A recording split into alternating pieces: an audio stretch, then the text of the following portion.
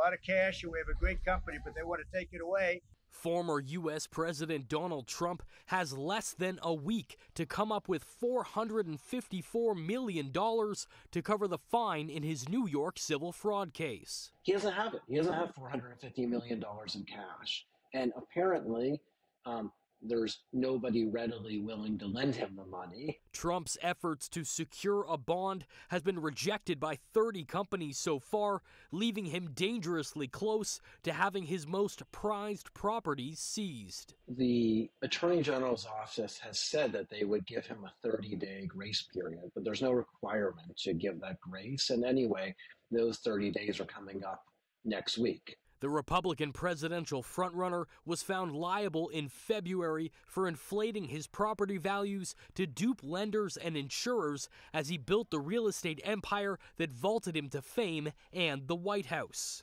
Donald Trump and the other defendants have committed persistent and repeated fraud. If Trump can't find a way to pay the fraud judgment by Monday, the New York Attorney General can start to take his assets, including the 58th-floor Trump Tower and his sprawling Florida club, Mar-a-Lago. Or they could simply just take his money. The New York City sheriff or marshal has the ability to go out and take property that's owned by the defendant in order to satisfy the judgment. And the easiest way to do this is to take property that's in the hands of a third party. Like if he banks at Deutsche Bank, the sheriff can walk into Deutsche Bank and say, please drain the account of Donald J. Trump. And Deutsche Bank will write a cashier's check. Trump's lawyers have been pushing for a pause, which would allow him to avoid paying the massive fine while he appeals the decision.